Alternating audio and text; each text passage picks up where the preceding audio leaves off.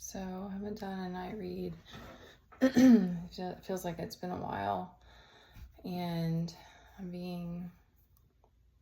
getting like urge to try some different things and expand myself.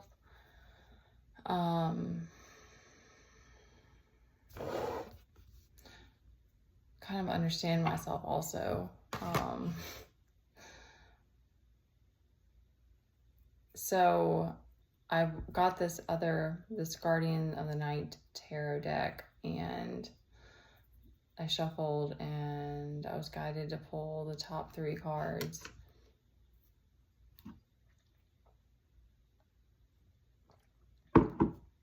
Which were the Empress, and then followed by Justice, followed by the 10 of Pentacles, all upright. So I'm just going to kind of like let the energy come through, and then we'll do a little incense affirmations at the end.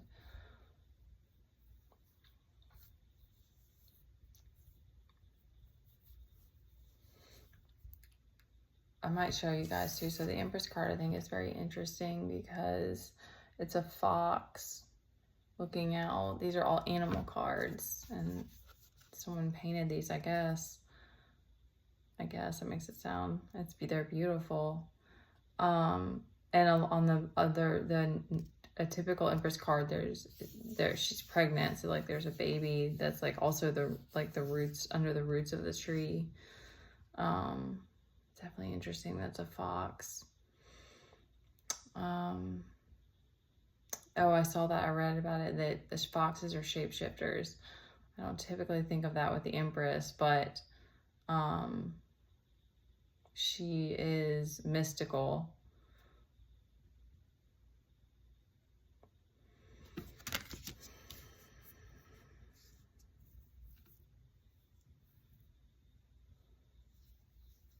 It's giving like a lot of, like spring.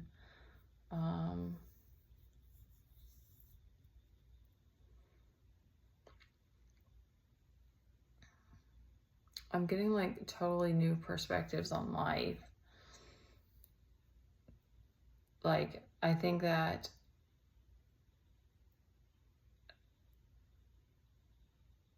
I've been feeling this push to like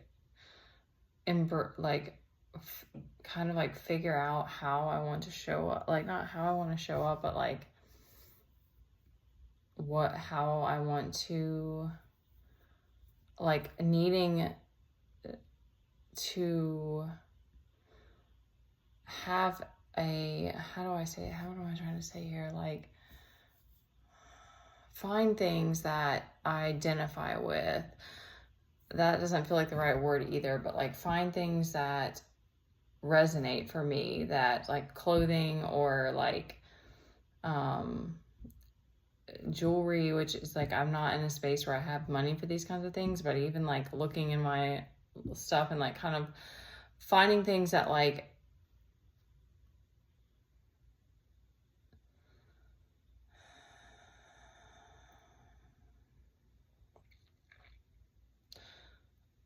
I guess this is just a personal thing.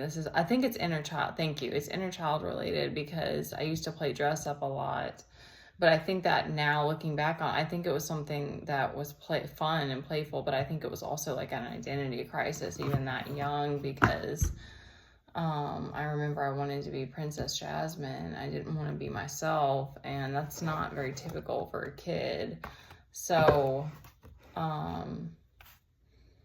there's probably things I still haven't like uncovered as to why these things occurred, but like I think that I'm in that space now of like wanting to really figure out the things that resonate for me, and that weren't like, you should look like this or you should dress this way or whatever. Like, you know, what does the Empress feel like for me, and so that I can kind of like continue to step into that role and embrace it, because more and more there's like this friction when you're not standing in your power and you're not embracing it. Like, it's like when it's a forced thing, it just doesn't feel good. And then also if I'm not like stepping up to do my part, you get like flack for it, or like towers will happen or something will happen. Because this justice in this 10 of Pentacles is like, and I keep seeing bees, and I keep seeing stuff about bees. And what I'm getting from the bees is like, okay, because like the hives are always about like, and the bees work together as a community. And that's another thing that like is so, I think is so hard, is it's like there's this perfectionism that a lot of us are like want to break down, and then but yet wanting to fit in is like it's like I've been on my own a long time now, but it's like I still have neighbors, and like once in a while I'll walk outside and I'll feel like I need to make sure I'm wearing enough. I mean, obviously, like wearing enough clothes. That sounded wrong. I just mean like I feel like I'm a mom and I shouldn't just wear crop tops, like, and that's just another way that it's like I'm playing small, I'm playing it down, and like I know that it just depends on where, like, the mood that I'm in. There's lots of times where I'll just wear t-shirts and stuff, but I'm dimming my light. I'm shrinking myself if I like go and I like, because it's like it's not there. They can judge, but they can't tell me what to do. And that Queen of Wands, like, you know, like that's a part of my energy too. That's just a part of my energy signature. I just resonate with that. So I think it's just like I'm trying to like really embrace this energy that the divine is like, this is who you are. But it's like I'm trying to, this is not where I was finding. I didn't know that this is the direction that I was going to go, but I thought that these 3 cards were really interesting for what came out.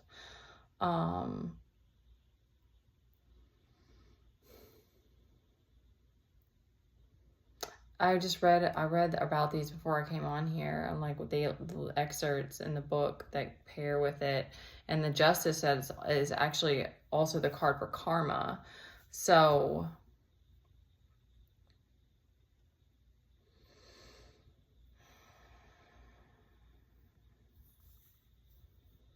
I mean, this is giving me a balancing for money. Like, I just think it's interesting. I think it's okay.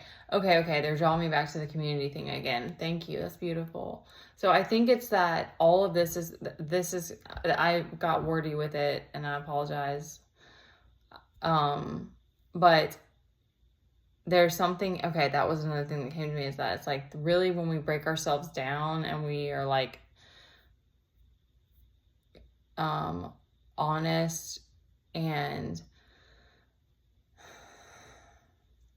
even vulnerable, like, because if I say something that makes me feel vulnerable in here, all I'm gonna get is flack from comments if I get any. It's not like I'm having a face, if I'm not forced to like have a situation like I've had before where I was taken advantage of. Plus I'm learning discernment, and so that's where it's like we're being asked to step into this trust, because this authentic leadership is really just embracing who you are. Like that's why I know that that's why these cards are coming out, but like I do struggle to see myself as the Empress sometimes, and I don't want to be the type that needs validation all the time. Like I don't want to be constantly praised or something like that. Like it's not necessary, but it's like I want to see myself in that light. I want to be embodied. I want to be like proud. Like I want to be grateful for the journey and stuff, and not like see myself and be like, I still don't know who you are. So there's something there where it's like,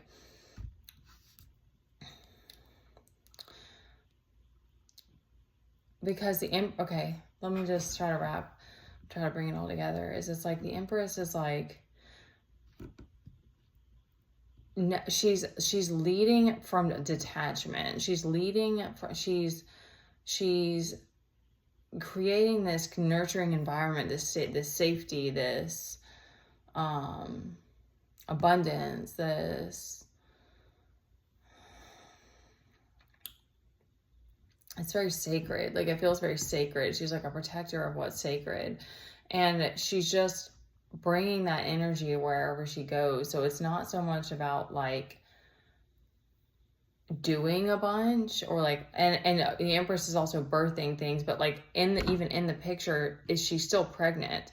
So I do find that interesting, because to me that's like more about following the cycles of nature, and I really resonate with that because I struggle with that. I don't want to be stagnant, but my life, being in my feminine life, is much slower, and also putting so much importance on what I wanted, doing homeschool and being there for my kid. It's like, it's a very slow building process when you're doing it on your own, and added to the fact that we haven't been in this 10 of Pentacles, like actually materialized 10 of Pentacles. But I find it interesting with this 10 of Pentacles because I keep being drawn to the community, and they're wanting me to emphasize that, because it's like, that's a collaborative effort. So it's like, there's this need to continue to like embrace who we are and not be afraid to share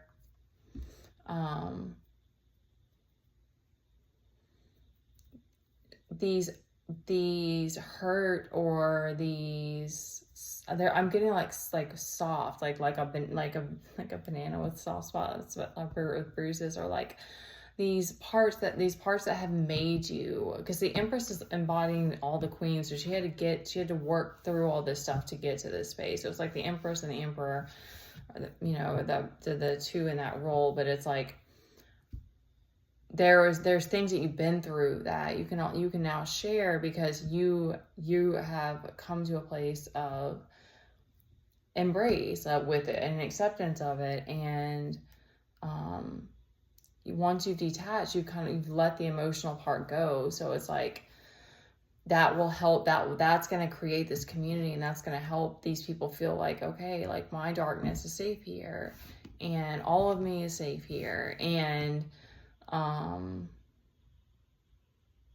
the Empress and the Emperor like represent a life, like allowing life to be, like allowing it to, you know, grow and naturally. It's unconditional. It's not a, you have to show up this way today, and or else you don't get your pay, or don't get your gold star. I'm gonna think of what else. It's like, no, it's a very like letting things be as they are.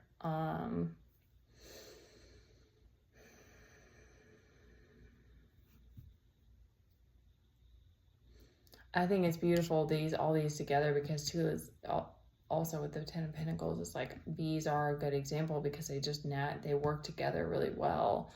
And that to me is the idea. It's like, it's a team effort, it's teamwork. It's like everyone's putting in equal contribution to allow this fertile like area, and these fertile spaces to grow and to be nurtured, and to allow this life to continue to prosper. All right, I think maybe that's enough on that, and we'll do these affirmations. And I just like to see like what comes through,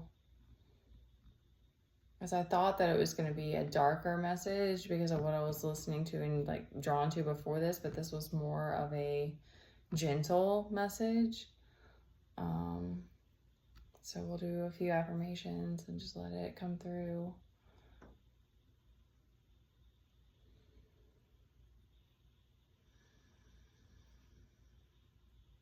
I am organic. I am special. I also heard I am unique.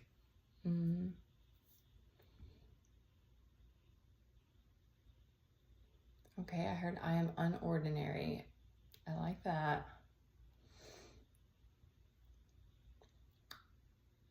And we're embracing that as well. That's what we're on right now. Let's see what else. I'm sovereign. Oh, child, just about burning some hairs. I am pragmatic. Okay, my Scorpio moon can dig that. I can dig that. I can definitely dig that. That's so funny. Okay, let's see if there's one more.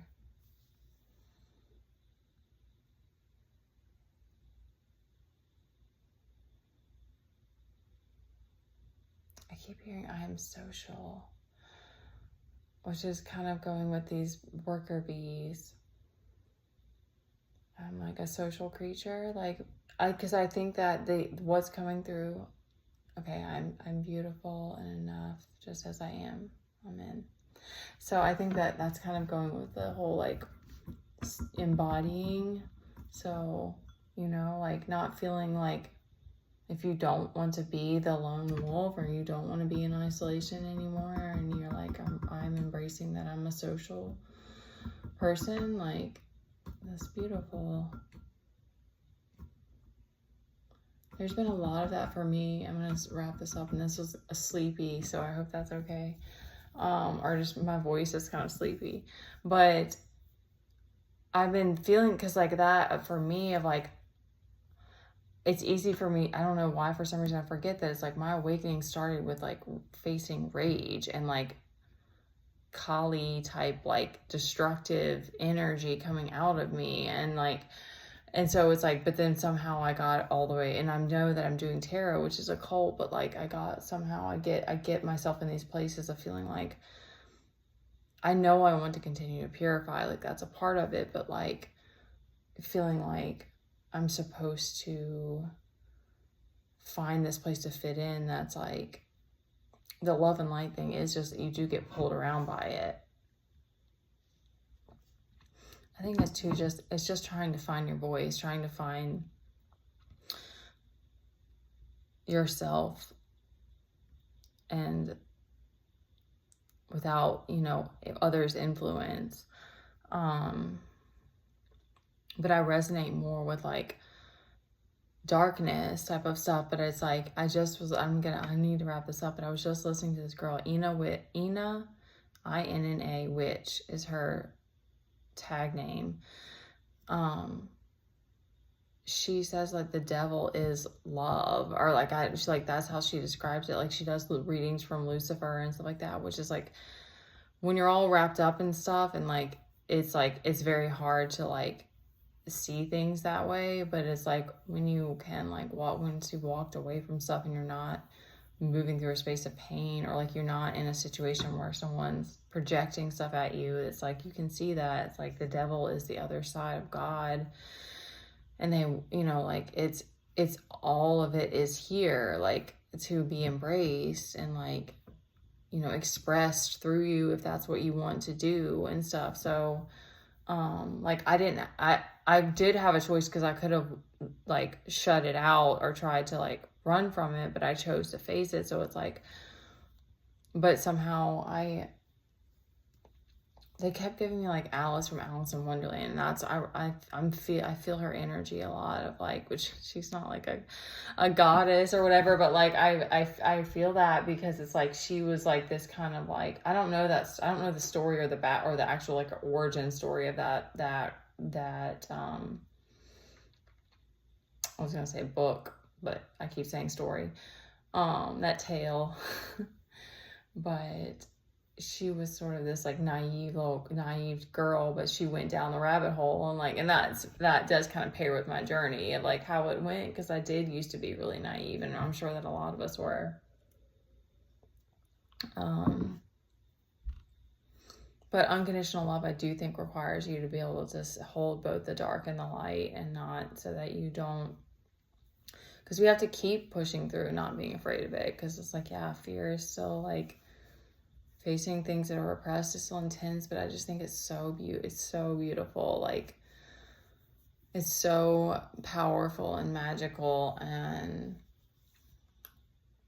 even seduction and stuff like that, because like, oh, that's what I really have to wrap this up, but it's like that's the feminine, it's a natural aspect of the feminine to be seductive and to be magnetic, and to be, when a woman is embodying her feminine, she is magnetic. And so it's like, but you know, it is what it is. There's this seductive element, there's this siren element sometimes, and like it makes life more amazing. Like it makes life more beautiful and like magical and fantastical and like alluring and, you know, all of these different things. But it is also like,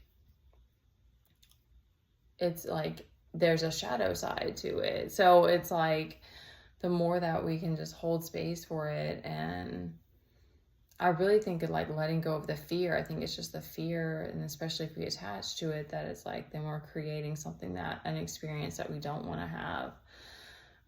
So, you know, the curiosity of Alice is like what I aspire to continue to be on this journey, and to not be afraid of the shadow elements and because it is magical too, just like the story. It's very magical.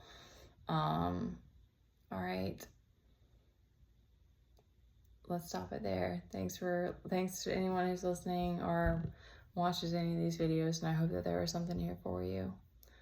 I love you.